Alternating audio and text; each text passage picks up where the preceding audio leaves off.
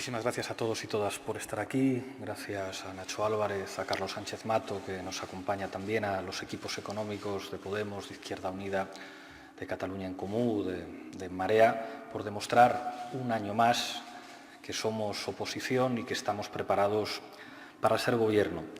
Me quiero detener simplemente en tres medidas que me parecen medidas de dignidad de un país. Medidas que podrían servir para hablar de patria.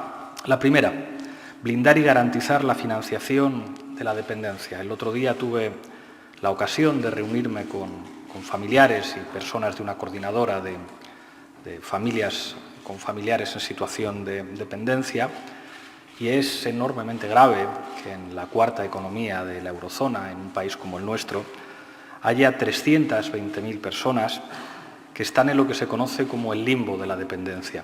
Tienen reconocido un derecho, tienen reconocido el derecho a una ayuda, pero no han recibido su ayuda todavía. Es llamativo que uno de los territorios de nuestro Estado donde hay más personas que tienen reconocida la dependencia y que, sin embargo, no reciben el derecho que le corresponde a través de una ayuda sea Cataluña. Nadie habla de esto, nadie habla de la necesidad de que haya un gobierno que dé la cara y que cumpla la ley en lo que respecta a las personas dependientes. Planteamos también la necesidad de recuperar las cotizaciones sociales para los cuidadores y cuidadoras que se ocupan de muchos compatriotas. Esto no sería difícil de hacer. Es una cuestión de voluntad política y es uno de esos elementos que te puede hacer sentirte orgulloso de vivir en un determinado país. Hay otra que es muy sencilla también y que estamos proponiendo, que es la gratuidad de las escuelas infantiles, lo que se conoce como guarderías. ¿Por qué, si en un país está reconocida la educación como un derecho universal, por qué las familias tienen que pagar por llevar a niños y niñas a escuelas infantiles de 0 a 3 años?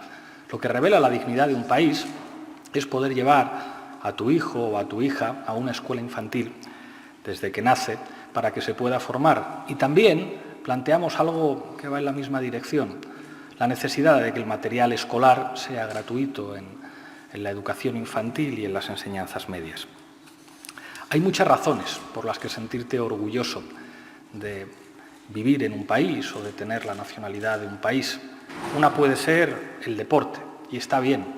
Ayer los hispanos se proclamaron campeones de Europa de balonmano en una segunda parte espectacular, en un partido contra Suecia, y está bien sentirte orgulloso de eso.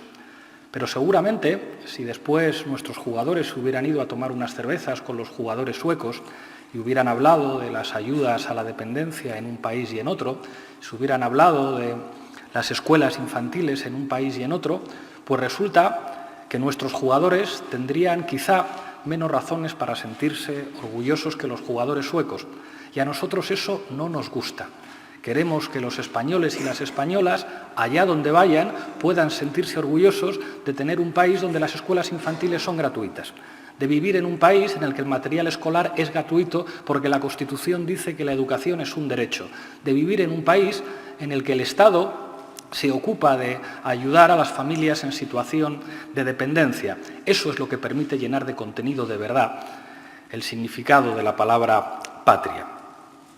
Es necesario construir una alternativa económica al gobierno del Partido Popular. Parece una broma que en España estén llevando las cuentas un partido que se financia ilegalmente. Es vergonzoso que en España esté gobernando un partido que dirige la política económica de un país cuando cada semana se vuelve a probar que ese partido se financia ilegalmente.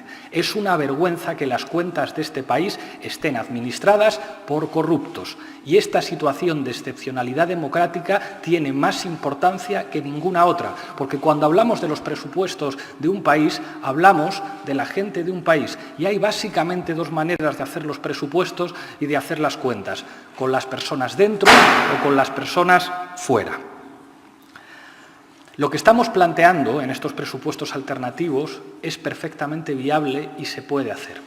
No solamente lo estamos demostrando gobernando en las principales ciudades de este país, algunos países de nuestro entorno, con una situación geopolítica en Europa y una economía mucho más débil que la nuestra, están demostrando que se puede gobernar de otra manera. Y el ejemplo más evidente es Portugal. Es una cuestión de voluntad política.